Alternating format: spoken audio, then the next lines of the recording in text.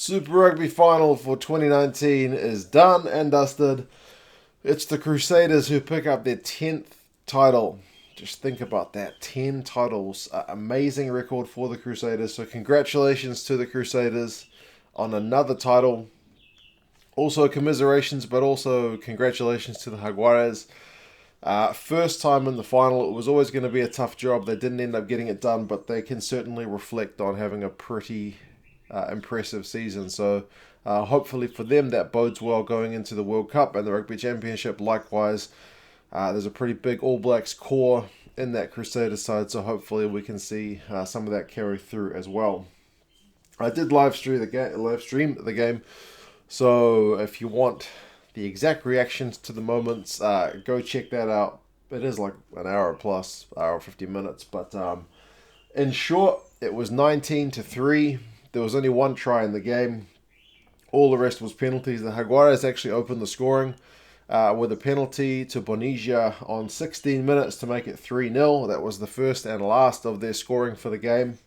25 minutes, Taylor had a try. It kind of came from nothing. It was like a maul turnover from memory. The ball came loose, and then Sam Whitelock went down the wing, and Taylor ended up with the ball. They couldn't quite tackle him, and he managed to get the ball over. So at that point, it was kind of one chance, one try for the Crusaders. I think all up throughout the game, the Jaguares had 3 chances to score tries. Moroni had one which was probably a better than 50-50 chance, and they had a couple which were probably 50-50 chances. They didn't take any. When you look at that scoreline, that's pretty costly. So it's not like they didn't have chances, the Jaguares, but they just couldn't quite capitalize. That try was converted by Mwanga, so it was 7 points to 3, and that's how it was at halftime. It was pretty low scoring. Despite the fact that the Crusaders had most of their territory in possession early, by halftime it was 44-56 possession to the Jaguares and 45-55 territory again to the Jaguares. Tackling, the Jaguares were at 91% that first half, so they were really defensively quite sound. And the Crusaders were a disappointing 76%, so they weren't on top of their game. Also, the Crusaders' lineout was only at 50%, although the Crusaders had eked out more run meters than the Jaguares at 190-156. Penalties were 3-2, so the Crusaders having conceded one more in that first half. Despite the fact that it was a final, that first half was pretty tough watching. There was a lot of knock-ons. They said after the game that the conditions were a lot more difficult than what appeared on camera. They said the ball was very greasy and slippery. I guess that was true because the handling was not great. The Crusaders were uncharacteristically poor.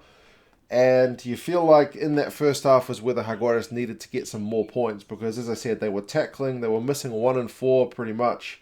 Their lineout was 50-50. They'd conceded one more penalty. The Jaguares scrum had pretty much held. I think both scrums had conceded one penalty in that first half. So that was the time for the Jaguares to take a lead, but they couldn't. The Crusaders managed to stay in front. Second half, it was 10-3 at halftime because the Crusaders ran it out from their own 22 and actually kicked the penalty right on halftime. So yeah, sorry about that. It was 10-3 at halftime. And then second half, 54 minutes penalty, 59 minutes penalty, and 75 minutes nail in the coffin penalty. So 13-3, 16-3, and then 19 points to 3. That's how it finished. So there were no tries in that second half. As I said, there were a few, half chances. The Crusaders also had kind of a half chance where they had a penalty, and I think it was the first half. They did a quick tap, and all the forwards just powered over the line, but it was held up. The TMO had a look, but they decided there was no clear grounding, which seemed like a fair call. There weren't a whole lot of try-scoring chances, and only one was taken throughout the whole game. It was kind of a something-out-of-nothing chance. Both sides certainly could have had more points. All in all, Crusaders had more run meters, but just 299-283. The possession and territory stats pretty much remained the same throughout the game as the first half. Crusaders' lineout still only finished at 50% for 3 from 6, which is disappointing for them, but still, who cares when you get the title? Jaguares were at 11 from 12. Tackling, the Crusaders were better in that second half. 81% was where they finished. The Jaguares slightly down to 87.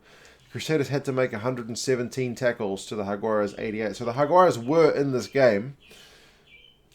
It's just they didn't find a way to take those chances.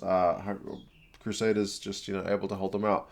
Turnovers conceded 17 by the Crusaders, 19 by the Jaguares. The Jaguares were having to push the game at the end, so some things were starting to get a bit messy.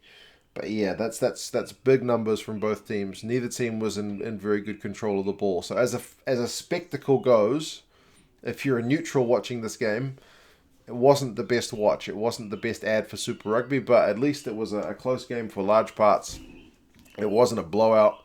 It was pretty comfortable in the end, but yeah, you've definitely seen better finals than this one. Nobody's going to look back at the highlights of this one in 10 years, but I mean, you'll certainly remember that the Crusaders got a three-peat, which is kind of the important thing. 3 years in a row. It doesn't get much better than that. You never know, maybe it does next year. Penalties conceded, the Jaguares ended up conceding double with 8-4. It was kind of scrum penalties that added up in the end. In terms of individuals, Moroni for the Jaguares had the most run meters of the game with 97. He had 4 clean breaks and 5 defenders beaten. I think it's about half of the clean breaks of the Jaguares side. Enor was the best performer for the Crusaders on the attack. 52 run meters, 2 clean breaks and 3 defenders beaten. Todd was the top tackler with 17, but he did miss 5, which is a bit poor for him. And Kremer for the Jaguares had 15. He missed 2. So there certainly were good performances on both sides. But at the end of the day, it's another Crusaders title. As I said, 3 in a row. It's just impressive, man. I mean, as a Blues fan, it's painful to watch you guys just be so good. Obviously, as an All Blacks fan, we love the work you guys do, just making players so much better. Hopefully, next year you get a good challenge and somebody can give you a run for your money. Just too good this year, Crusaders. So again, congratulations to the players, to the coaching staff, to the fans. Man, it's quite an organisation. Again, to the Jaguares, it's been a good season. I think there's a lot of positives to look on, and hopefully next year the squad can go one step better. We will see. It was definitely going to be a big challenge going to Christchurch, and perhaps some of the guys like Bonija didn't have his best game, which was a bit disappointing. Perhaps some of the guys did peak last week, but I mean that just happens. Neither side was 100% for this game, but as I said, either way, that's 3 titles in a row for the Crusaders. Number 10, first final for the Jaguares, so still plenty of positives for both sides to look on there. You guys let me know your thoughts on the game. As I said, it wasn't the best watch, but it's still a very great result for the Crusaders. And yeah, I'll talk to you guys again soon. See you later.